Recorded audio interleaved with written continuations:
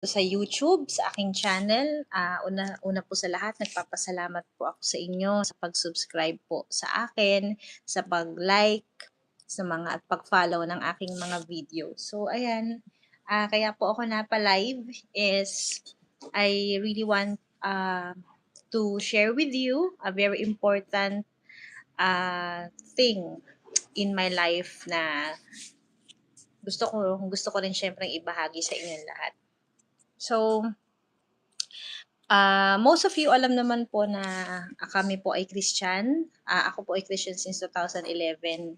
And I never kong never kong pagsisisihan yung aking pagsunod sa Panginoon. Although, yung mga years that I am walking with the Lord, napakadami ko rin trials na pinagdaanan, maraming mga pagsubok, and may mga times na nawala rin ako sa aking pananampalataya.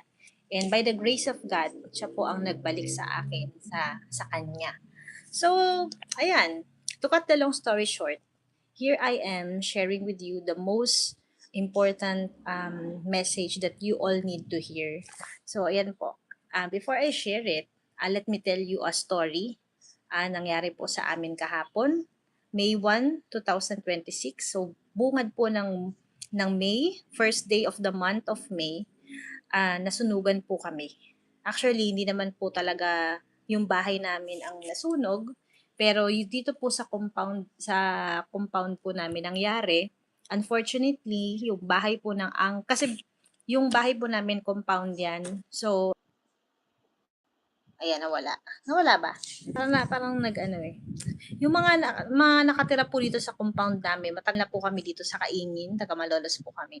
So magkakapatid po, di ba? Ang nakatira po dito ay yung mother ko, yung brothers niya, yung panganay at bunso, tatlo sila magkakapatid. So yung nasunugan po ay yung tita ko na nakatira po sa dulo. So una kami, pangalawa yung kapatid ni mama kong panganay, then yung uncle ko. So yung tita ko, tito ko na yon ay kasama din namin sa church, sa CCF umaattend. So sila po yung dahilan kung bakit din kami nag-start umattend sa CCF. Sila po yung nag-invite sa amin way back 2011. And unfortunately, for the first time in their lives, ito yung nangyari po sa kanila, itong tragedy na to, nasunugan sila.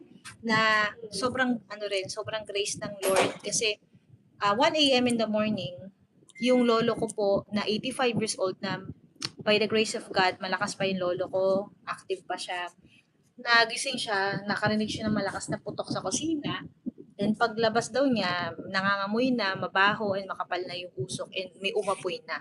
So dali-dali siyang, nawalan din ng kuryente that time. So dali-dali si lolo ko na, isipin niyo paano siya nakalabas? Kasi walang ilaw eh. 'Di ba? Kaya so, ang dami daw pintong lalabas ng pinto sa kwarto, pinto sa banyo. Buti hindi nakalak lahat 'yun, kundi matatrap si lolo ko dun. So dun pa lang po meron na talagang grace talaga at protection ng Panginoon. So dun pa lang nakakilabot na. And yun, nakalabas siya, and paglabas niya, magkakatabi lang kasi kami. So inising niya. Tumawag siya dun sa taas, tito ko, may sunog, sunog, ganyan. Tapos, dito rin sa kasi yung kwarto ng parents ko, bandang unahan, pwedeng katukin yung bintana. So, ginanong, sabi, Leonard, may sunog, ganyan. Tapos, din sa, dito ko, yung sa gitna. So, lahat kami, yung asawa ko narinig na daw niya na parang tumatawag si Lolo, sunog, ganyan. So, ginising ako ng asawa ko, love, gising, may sunog daw. Ganyan. So, yung paglabas namin, di nagmamadali kami. Then, sila papa rin, nakita ko naghahadaling. Kasi nakalak po kami. Ito pa nga nakakataranta kasi nakalak kami. Yung pinto namin yung gate namin sa harap nakalak dahil nga sa kapatid kong special child. Kaya namin nilalak is dahil para hindi po siya tumakas kasi nga minsan umaalis gano'n. So nilalak namin siya kahit sa gabi. Pero yung susi naman is nandoon naman po sa Shurak. So, para madali namin makita, di ba? Hindi kung saan-saan. Paano na lang kung yung susi na misplaced? Diyos ko po, na-trap din kami sa loob. Pero ako, as much as possible, sipe, keeping my peace, di ako nagpapanik. Pero kumakabog yung puso ko, may anxiety din ako eh. So, nilalabanan ko siya, sabi ko, no, kaya. Tapos pagsilip ko, nakikita ko na yung yellow ba? May apoy na, dun sa first floor ng tita ko. Hala, ang laki ng apoy, ganyan. Tapos nagpapanik na sila, sumisigaw na nga sila. Papa ko, lumabas na nga sila, sunog, tulong, pa gano'n. mga kapitbahay, susunugan kami, ganyan-ganyan. So, alam niyo ba yun? Ganun pala yung feeling na yung napapanood mo lang sa mga news, sa mga pelikula, sa mga teleserye, napapanood mo lang sa news na mga, sa balita na mga nasunugan. Hindi ko akala mangyayari sa amin talaga. So, yung it came to reality, yung mga ganung bagay. Ayun. Kasi ang nasa isip ko agad kakalat siya, kasi syempre isang compound lang kami. So, kakalat ka ako, sunog. Ganyan ba?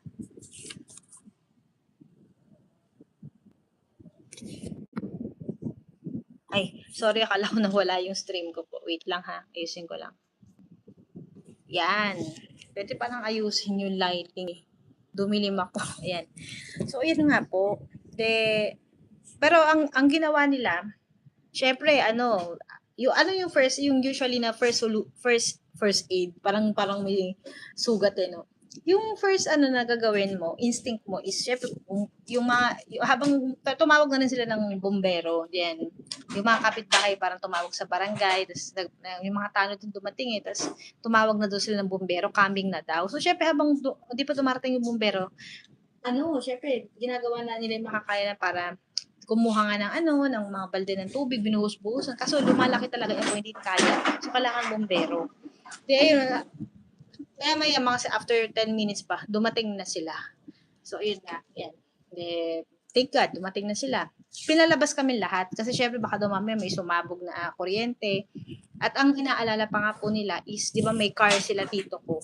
So, yung car na yon is kailangan nilang mailabas, which kaso yung susi nasa first floor. Syempre nasusunog na doon, hindi na.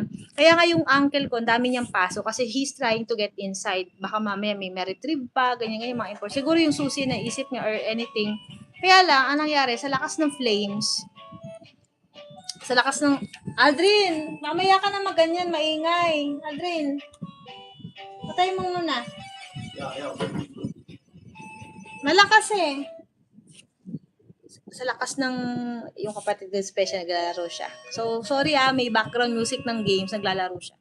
So, yan, ang nangyari nga po nun, ang daming burns ng uncle ko, may mga, as in lapno siya, pulang-pula yung mukha niya. Alam niyo yung apoy, sabi ng asawa ko, kahit daw malayo, kunyari, nagbubuhos kasi sila ng tubig mararamdaman mo yung sobrang init. What more kaya kung natrap ka sa loob, nasunog ka?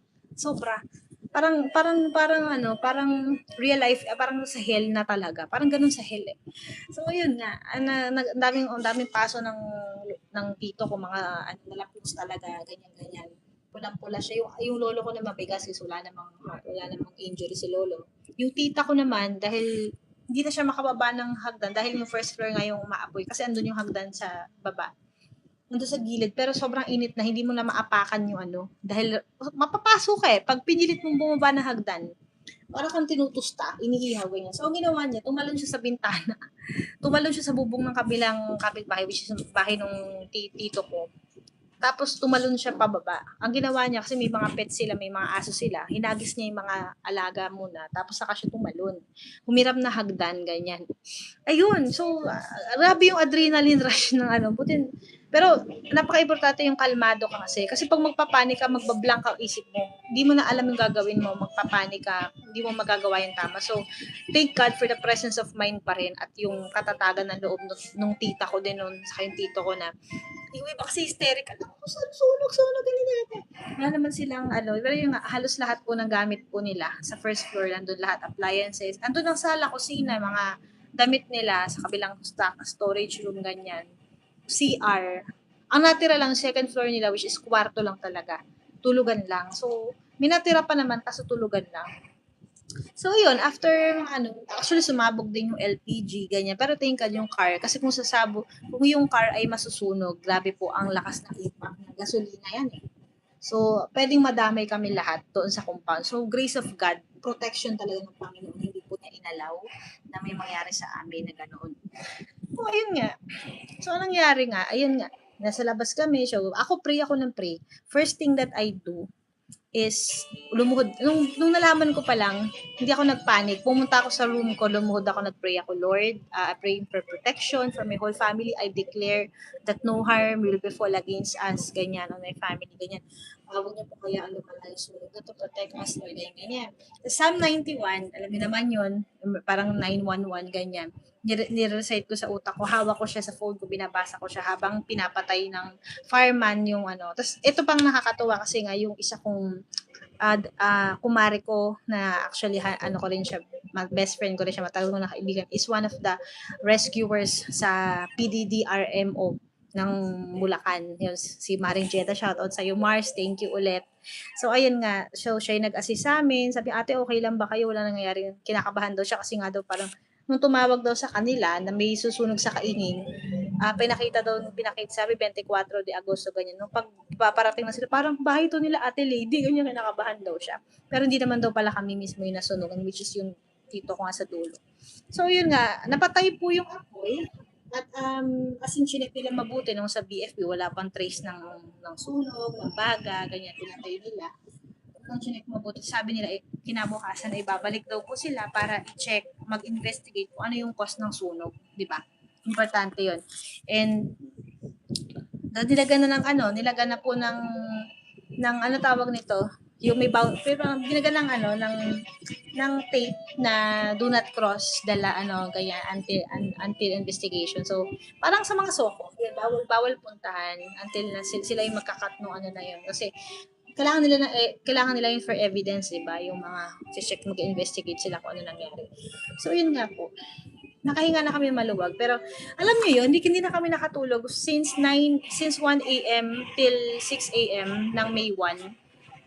Kasi fresh pa sa amin yung Adrian, lakas! Sorry. Wala naman to naglaro. Fresh pa sa amin yung nangyari. Diba? And, pero yung anak ko tanong din ang tanong sa akin, Mama, ba't kaya gano'n? Paano na sila Daddy J? Daddy J tawag lolo niya kasi. Sabi ko, si Lord ako bahala sa kanila. Sabi nga, hindi natin alam, but it's only that God who holds the future. So, yun. Then, ang nangyari nga po, syempre, ito ang nakakatuwa, the part na sobrang na-bless po ako is, sabi nga namin sa tita ko, may kailangan sila, nandito lang kami. So, after that pala, ang sabi ko doon sa papa ko, mag-pray tayo sa tatay ko. Magkakasama kami dito eh. Sabi ko rin sa husband ko, mag-pray tayo. Magpasalamat tayo kay Lord na na-save tayo. Wala nangyari sa family natin. Kasi grabe yun eh. Siguro tragic na nga yung nasunugan kasi may mangyayari pa sa family members. Parang too much to bear yun. And praise God, hindi inalaw ng Lord na mangyari. So, naiyak talaga kami. Kaya nung nag-pray pa kay Papa ko, nagpasalamat siya sa Lord for protecting us. Diba? Hindi nayaang mapahama kami. Ganyan. Naiyak siya habang nagpe-pray. So, ayun. Importante po talaga yung in-acknowledge agad namin si Lord na nagpasalamat kami sa Panginoon for saving us. Ayan. So, yun nga, the next, nung mismo araw na yun, May 1 kasi nangyari yun eh. Nag-morning, nalaman syempre nag-post din yung tita ko. Ako nag-post din ako sa FB. Nag-post ako sa ko na nasunugan kami, pinakita ko yung ganyan. Maraming nangamusta and especially syempre yung church namin, nalaman nila. And we are part of a discipleship group sa church. So, yun nakakatuwa kasi ang laking help talaga, ang laking blessing talaga na meron kang spiritual family. Pag mga ganitong pagkakataon, kahit hindi ka humingi ng tulong, kusa silang loob na tutulong. They will do what they can sa abot na makakain nila makatulong, di ba? Yun talaga yung kagandahan ng meron kang kapatiran kasi hindi ka nag-iisa pag mga ganito pagkakataon. So nagdatingan yung mga nila, group leader, tapos yung mga kasamahan nilang kapatiran sa group. Alam ko yung pastor din namin, pupunta daw yata today. So, nagdala ng mga pagkain, pinamili sila ng gamit, mga damit, nakakatuwa, di ba? Kami rin, sabi ko nga kung alarin kasi kung mga damit dito. Pero sabi ko, tita, kung may mga kailangan kayo, magsabi lang kayo, ganyan. Tapos yung lolo ko din, tine-check din. Yung lolo ko, kasi siya lang po yung natitirang Catholic sa amin. Halos lahat naman po kami ay Christian. Yung isa kong tito na panganay is Jehovah naman. Pero actually, wala namang problema doon kasi isang Diyos lang naman po yung ating pinapaniwalaan, sinasama sa amin. It's not It's not about religion anymore, but it's all about our view of God and acknowledging the only God na meron tayong, di ba, yung sinasamba natin, yung isang Diyos. So, shiniran din namin ng lolo namin. Sabi ko, Daddy, grasya to ng Lord sa'yo kasi hindi niya hinayaan na may mangyari sa'yo. Nandito ka pa. Up to now, na si Lord po yung nag-allow na hindi ka siya pinabayaan, ganyan ba. So, ayun. And sabi namin, ang post nga rin ng tita ko is, ang natutunan nga daw niya dito is talaga na, yun nga, para bang inalaw na ma-experience, ma-encounter mo ulit si Lord. Unfortunately, yung parents ko, meron dapat silang atin na retreat na hindi sila naka-attend. True life retreat. Sabi ko, na-experience nyo na yan yung reality yung true life, which is ito yung nangyari ka ako kanina. True life encounter kay Lord, kung paano tayo sinave ni Lord ng grace niya, di ba? So, yun na yun. Kahit di kayo naka-retreat, ito na yung actual experience, di ba? Experience ng faithfulness, yung protection, guidance ni Lord, and yung faithfulness ni Lord, saving grace ni Lord. So, huwag yung panghinayangan. May purpose ka ako yan. Kung ba't nangyari ganyan, okay naman. So, yun nga. Ang natutunan namin dito, sa ano na to, actually, tita ko nag-post din siya. Sabi nga niya, kasi mapapansin natin na, di ba pag nasusunugan ka talaga, lahat naman talaga sa isang snap lang. Sabi nga is, everything is temporary, everything is perishable, everything will pass away.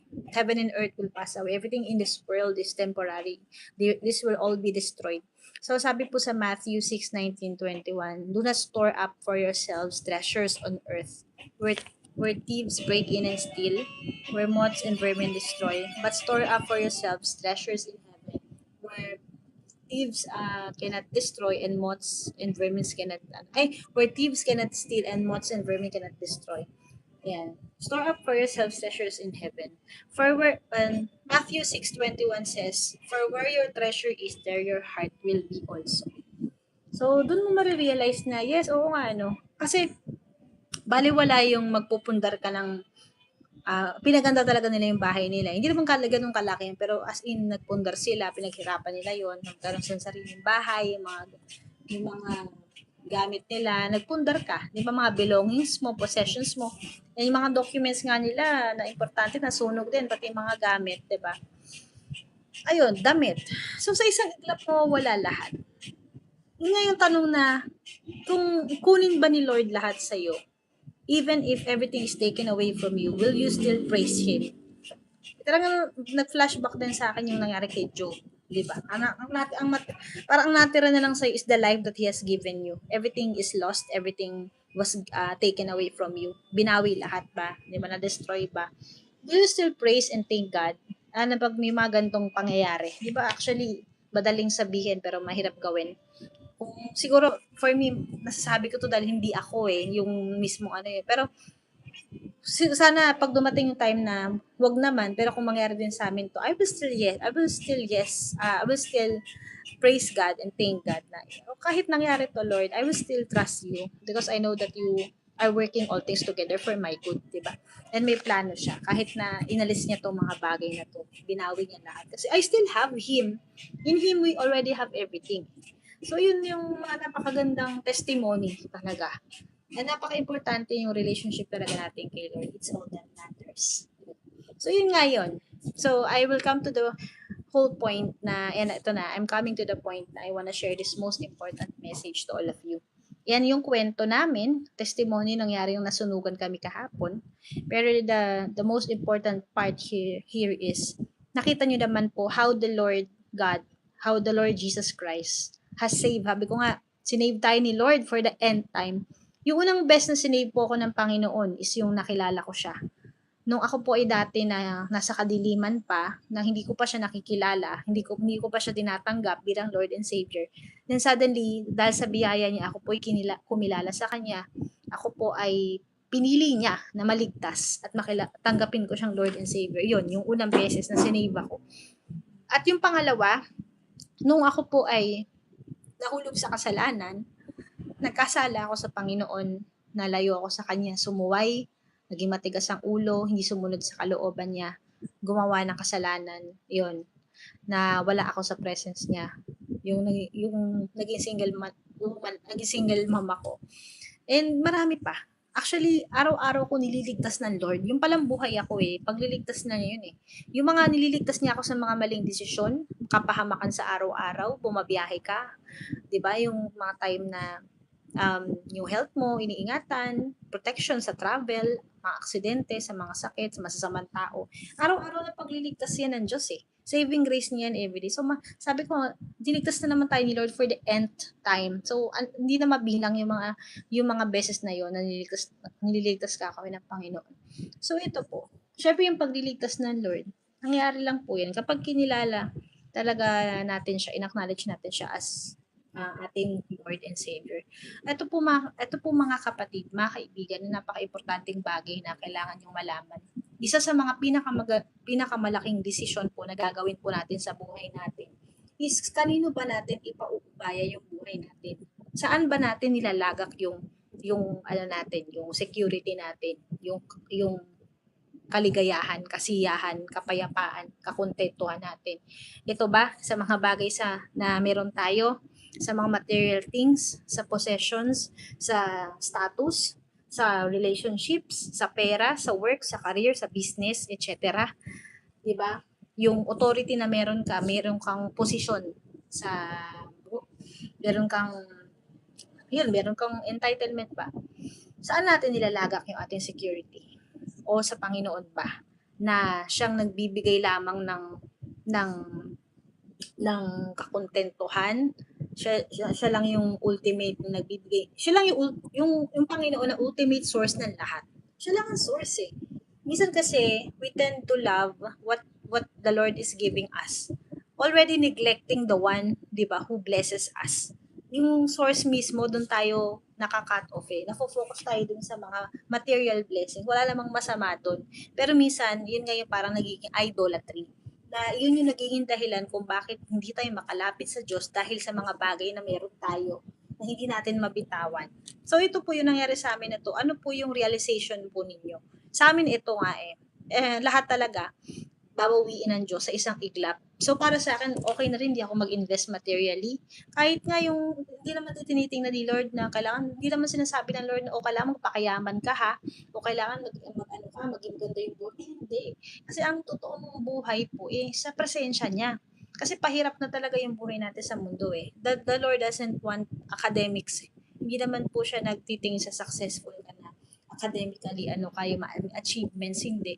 Actually, di ba, si Jesus noon, before He ascended to heaven, ano ang kaisa-isang command niya sa kanyang mga alagad? Sabi niya, go and make disciples of all nations. Hindi sinabi, go, mag-be successful kayo, be prosperous, be wealthy, do all what you want. Hindi sinabi ni Jesus yun eh. Ang sinabi niya, go and make disciples of all nations, baptizing them in the name of the Father and of the Son and of the Holy Spirit, and teach them all what I have teach you, all that I have commanded you to do. Diba? So, ang command lang ni Lord, ang focus natin is discipleship. Ang focus natin is to be a witness for Jesus. Ang focus natin is to reflect the love of Christ to the people around us, to share the gospel, to share the word, diba? To maipakilala si Jesus sa mga taong hindi pa siya nakikilala. So, yun po. Ang unang truth na kailangan po nating malaman is mahal na mahal na mahal na mahal tayo ng Lord. Wala pong word na makakapag-describe, wala pong exponential number ang makakapag-measure ng pagmamahal ng Diyos sa atin. But the love of God is unconditional and wagas, di ba? Wagas ang pagmamahal ng Diyos at yung grasya niya sa atin.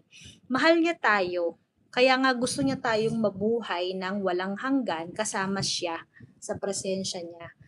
Diba? Mabuhay tayo to live an abundant life, peaceful, joyful, content with Him.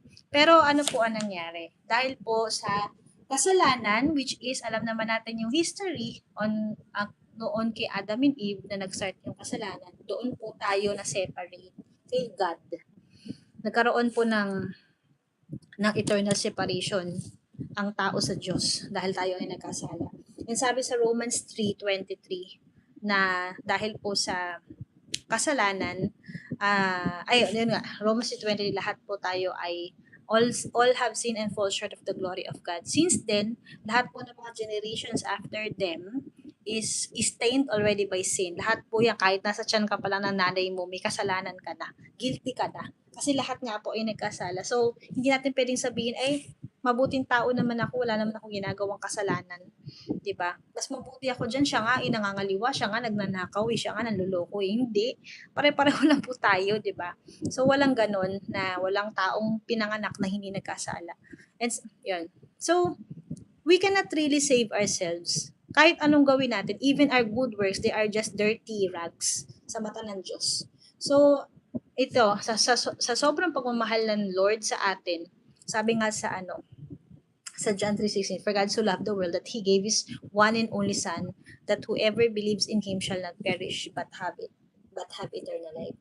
And sa sobrang pagmamahal ng Diyos sa atin, ay He already made up a decision to sacrifice Jesus. Na naisip niya, siyempre ganun katindi pagmamahal ng Lord sa atin eh. Alam niyang we're going down to hell because of our sins and we cannot save ourselves. There's nothing that can really save us, di ba?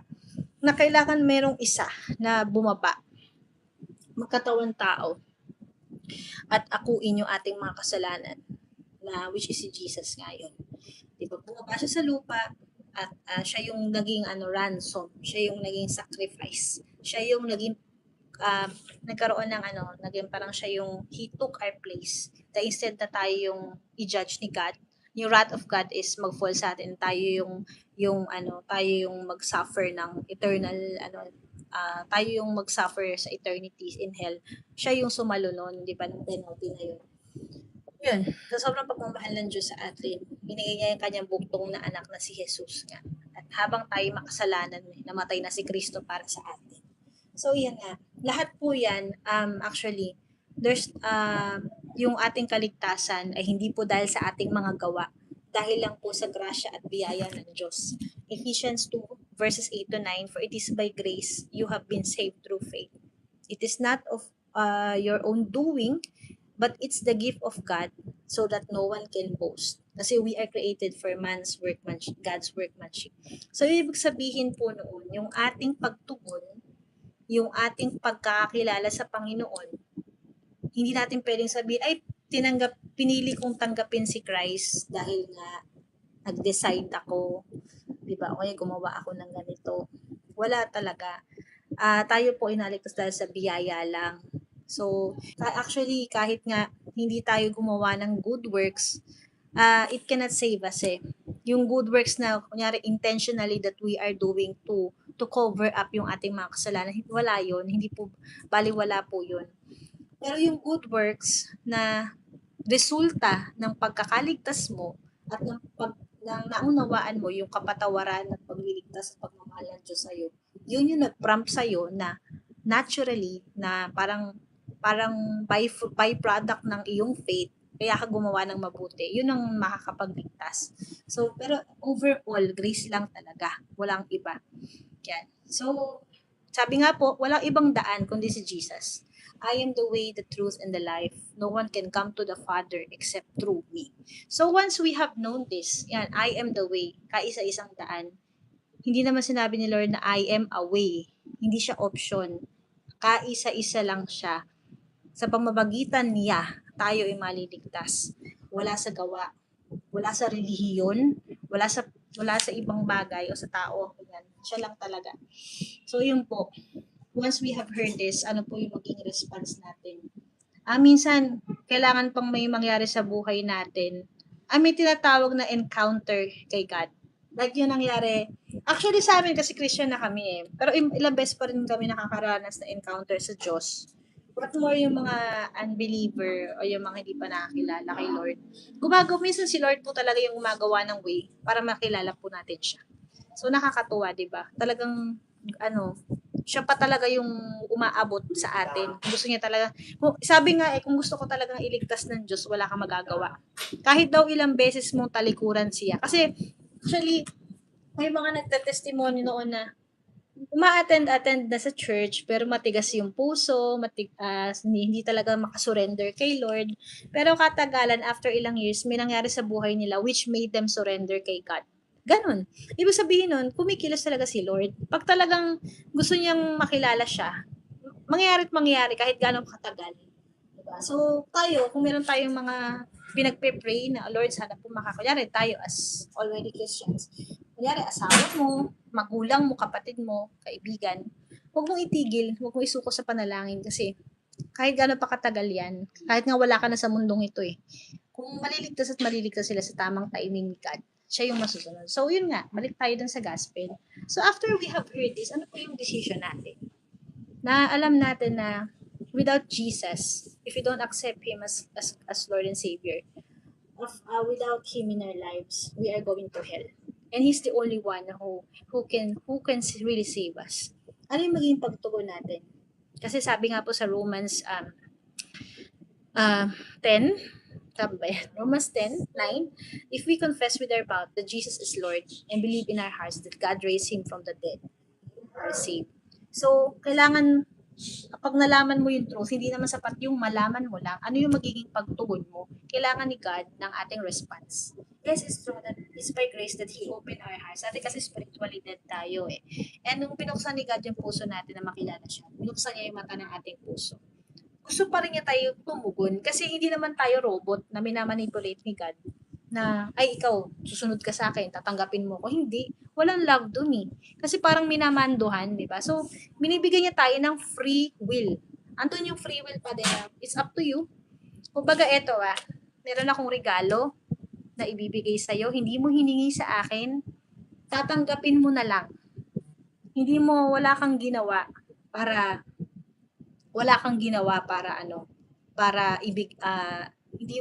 hindi mo deserve pero gusto kitang bigyan, tatanggapin mo ba? Siyempre, di ba ikaw man yun, you know that you're not deserving for that gift, but binigyan ka ng gift out of nowhere, out of no reason, siyempre tatanggapin mo. So, ganun din, pag nalaman mo yung intent, yung amazing, yung dakilang pagmamahal ng Diyos sa atin, paano siya namatay, para iligtas tayo. Hindi tayo karapat-dapat. Anong magiging pagtugon mo? Ano yung mararamdaman mo? Di ba, syempre, madudurog yung puso mo, Lord, sorry. It will make you repent of all your sins. It will make you humble yourself na, oo nga, Lord, no? All my life, I've been living my life na on my own terms, na malayo sa'yo. Di ba? Ako half of my life na miss ko kasi wala si Lord sa buhay ko. Kung Catholic ako noon, nagsisimba naman ako eh, pero alam niyo yun, yung parang, wala lang. Wala akong personal relationship. Ganyan ba? Nakakilala ko si Lord 19 yata or 20. So, 2011, so 2026, 15 years na po ako Christian by God's grace. Pero, those 15 years, hindi madali. May mga highs and lows ako pinagdaanan. Bumagsak nga ako eh. Paulit-ulit nga eh. Minsan, urong-sulong pa nga. Pero, ang Lord, patuloy na hinahata ka pabalik sa Kanya. So, balik tayo.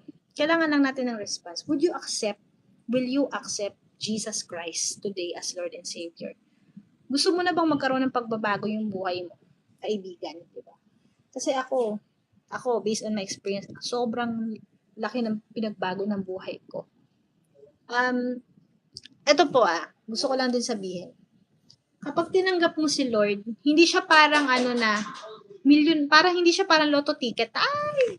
Tinanggap ko si Lord, so i-bless na ako ni Lord. Hindi ganun. Hindi dapat ganun yung motive natin. Para bang pag tinanggap mo si Jesus sa buhay mo, is everything will go according to plan. You will be blessed materially in everything. Hindi. Mentras nga, na tinanggap mo si Christ, mas prone ka sa pang-uusig, mas prone ka na lalo sa pagsubok. Hindi pa nanakot ito yung reality. Pero ang kagandahan, i-compare natin, nung buhay mo without Jesus, wala pa si Lord sa buhay mo, how do you handle circumstances? How do you handle problems? Diba? Syempre mabigat. Syempre parang ikaw lang mag-isa ang sumasalo. And you're trying to sort things out on your own. You're trying to give solution on your own.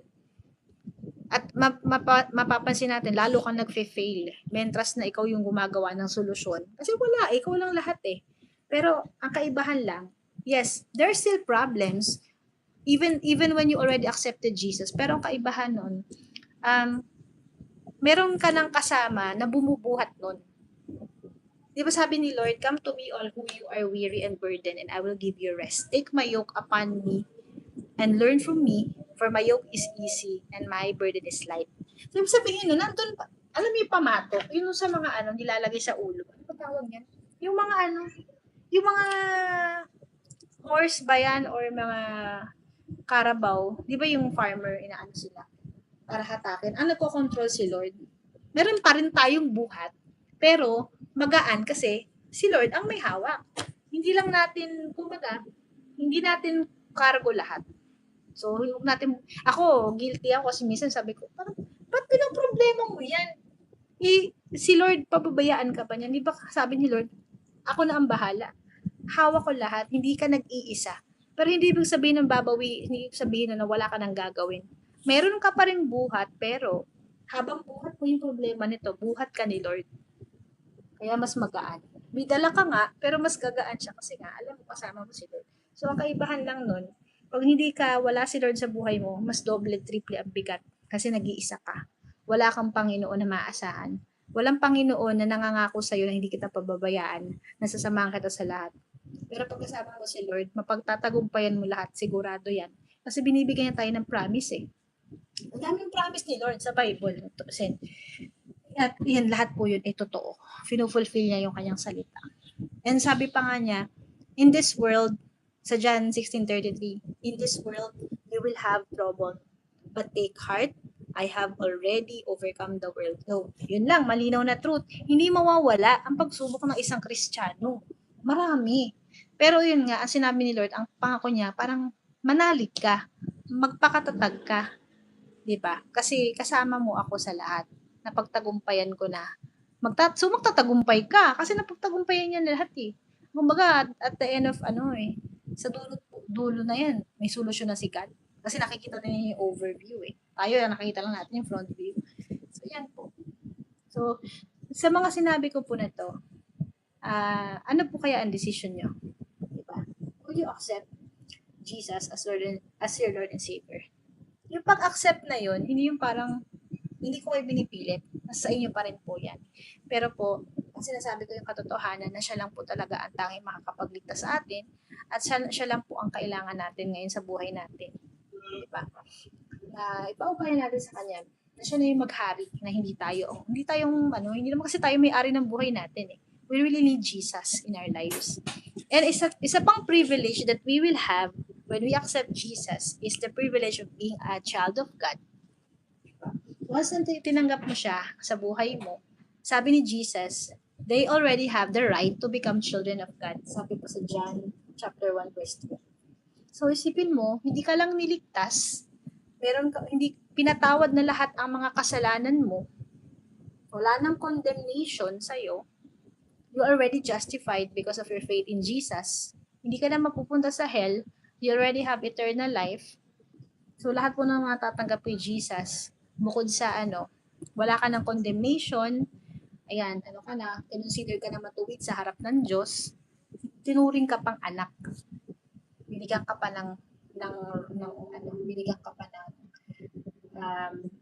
inadapt ka sa kanya bilang anak. Inadapt ka niya bilang anak.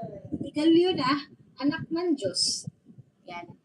So, there's something na parang meron kang sobra kang in-exalt, sobra kang binigyan ng halaga ng Diyos.